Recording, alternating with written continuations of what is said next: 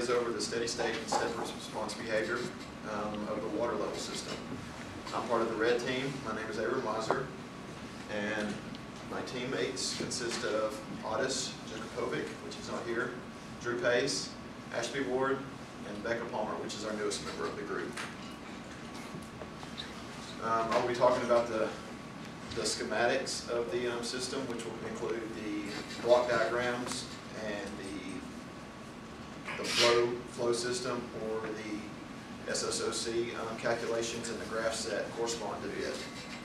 The results, I'll be going over the step response calculations and the graphs that go along with the calculations. In the conclusion, I'll tell you what I've learned and what the gist of the system is. This is the block diagram of our system. You'll see the block in the middle, that's the water level station itself, and the motor input that's being put into the system by percent, and the output is the water level in centimeters. This is a schematic of our system, or the flow schematic, since we're messing with water.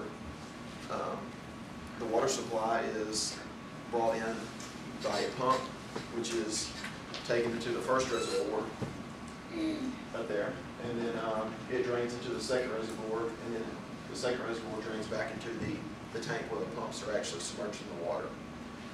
The water level is measured from the second reservoir and is transmitted to the controller, which is the computer that one of our teammates are at, and we control the water level by the percentage of the pump and how much it's pumping.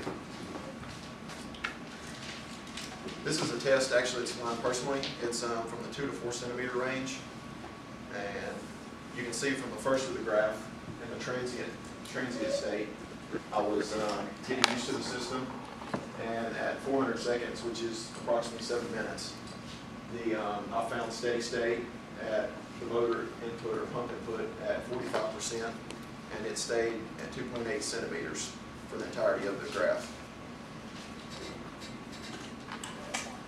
This is SSOC, steady state operating curve for our system. This is with the 4 initial teammates, and this was all the data that we had compiled into one graph. You can see it's not as linear as some of the other systems, and the last 2 or 3 data points was less linear, I guess, than the other ones. But I think more data that could have been taken, or a longer graph, steady state graph, would maybe have increased the linearity of the graph.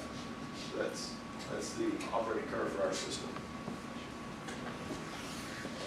This is one of the step-up functions. I started at a base of 42% pump input, and I stepped it up after 900 seconds, which is approximately 14 minutes, to up 2% to 44% input. And the output in the teal green line started at approximately 2.3 centimeters, and after I stepped up the input, it increased by 1.5 centimeters up to around 3.4. And the gain, which is from the output over the input, I got a gain, or capital K, of 0.75 centimeters per percent. The next graph is exactly the same graph, but it's showing the dead time. That is whenever the input was stepped up. It took 15 seconds for the output to correspond to the step up in the input.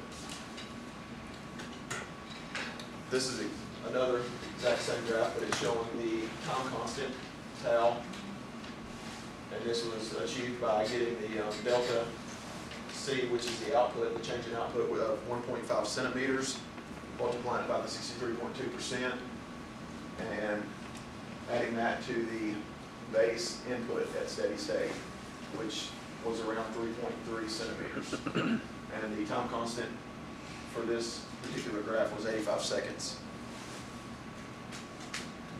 These are the results from the step up.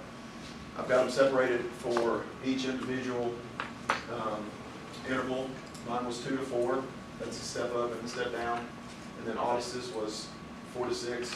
The other teammates, they're on the next slide.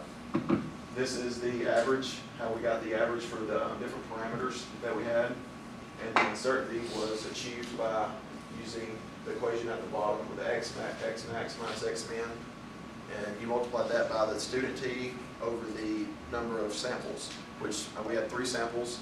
So the student t was basically 3, so that was multiplying everything by 1. So the uncertainty was pretty much the x max minus x min.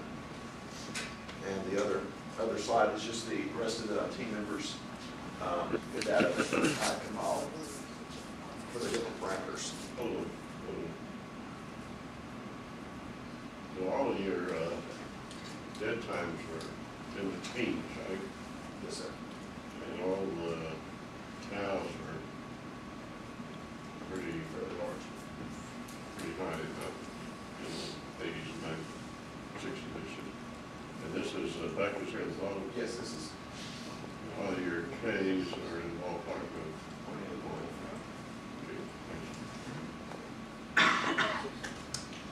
These are the graphs that represents the data that you just saw.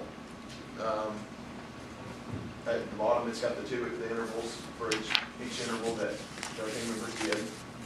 The bars represents the uncertainty for the average of the 3 tests. And this is for the gain parameter. The next graph is for the dead time.